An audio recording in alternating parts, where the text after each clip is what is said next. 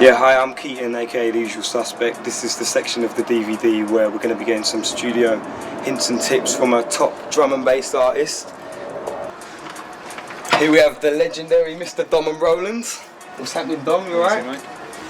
Come up. Yeah, exit. Shut the door, please, Mr. Cameraman, sir. We're coming into the studio here. Yes. What's happening, Dom? Alright, mate. So, Dom, this is the studio. Show us a bit about what's going on, what stuff you're using, what kind of software, whatever. This is my keyboard, my desk and my rack of equipment that I used to make sounds on. This is obviously all outboard hardware. Yeah. You're mainly using software, right? Yeah, I was using all the outboard before, but now I use the software as the front end, and then I process all of the sound through this stuff, and then it goes back into the computer again. So how long have you been working like that? What did you used to use? I used to be on just samplers, and I don't know, Atari with Cubase. Right. What kind of sampler were you using? Roland and the Emu. So that's where the name Dom Roland comes from, right? Yeah. And then an Emu. So what's replaced that now with software? Logic pretty much does everything. All this you can get in the computer now. Right. It's getting really good, especially with like you see this contact sampler. Right. That's they've got all the features nearly that the Emu have got. What inspires you when you work? Life in general inspires me, and something I've learned over the last 10 years of sitting in the studio all day long is there's much more inspiring stuff outside. Show us now how you'd actually vibe with a sound in context. I've got this sound, and we're going to try and fuck it up a bit. We're going to put some filters on it first.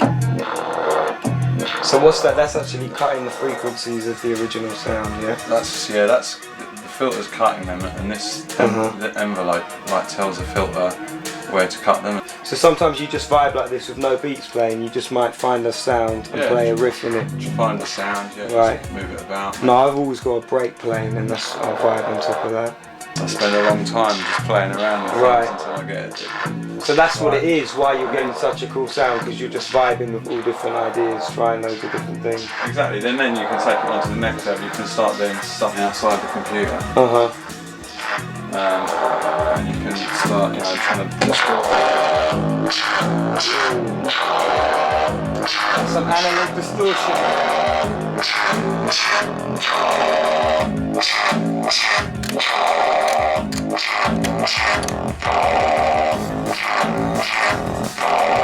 You read any sound engineer's book and they'll all tell you that you should never clip digital because it sounds shit, but it's drum and bass. There's no rules. And there's no rules. I suppose the differences are that digital distortion is really harsh and metallic sounding, whereas analog distortion, it really depends on what you've got. But maybe warmer. It can be warmer, yeah, it depends if you're distorting through valves or through a solid state design. Right. They'll all sound different. I think music these days sounds all a bit the same coming out of computers because it's all coming out of one box with one set of converters. Right. Whereas in the old days you would have 4 or 5 different types of sampler and effects boxes and all that, and each of the way they process sound and output it is different. So by mixing all those elements back together you have a much broader spectrum of colours in your tune and that you would in just doing it in software. But the whole software thing is it makes the whole thing a lot easier. Anyone can just go and buy a computer, get the software cracked, and then they can make drum and bass tunes. They can, yeah, but that's a bad attitude to take because the same as in music, no one likes their music being downloaded off the internet for free because they've been spent, especially with producers like us. We put all our lives into our tunes, and then for someone to go and rip it off at the other end, I know I'm not feeling it. A big effect you've had on our drum and bass scene is a break that you made that's known as the Trayman. Do you want to tell us a bit about the beat, where the name comes from? Is there a story behind that? I was engineering for people like Trace and Ed Rush, and I spent a lot of time just making breaks for myself and for when I worked with them. And it was just one of the breaks that I made one day, and basically at the time everyone was rolling out separate breaks that made up the Trayman separately. and you know, switching between them, because that was the style at the time. It was all about that tech step switching sound. Yeah. And I thought it'd be better to have all of the breaks that everyone made together as one break. Right, like layered on top of each other, because like that, people layer breaks to make them sound fat. So right. Well, that's a good thing to do. And I use all the really cool ones that everyone's using at the moment and layer them all together, and try and mix it in a way. Do you want to tell us what those elements were, or are you keeping that one secret? Well, it's kind of obvious if you really listen out. I'll say there's 3 breaks in it, and they were all breaks from around that time. Obviously, that Amen was part of it. There's an Amen in there, yeah, right? Which was. It wasn't just the original Amen, it was some one I found off an old hardcore record. Yeah, the Samurai, the bell break with the top right, the bell break, and yeah, the other one was that the break Alex Reese used in Pulp Fiction, the flow break. The flow break, right. Trace came round one day when I was working on making that beat, and I just made it, and I was like, what do you think of this beat? Sounds fat. Yeah. Trace was like, yeah man, let's fucking do a tune with it now, and I was like, yeah, wicked. I think we left a bar at the end clean sonar.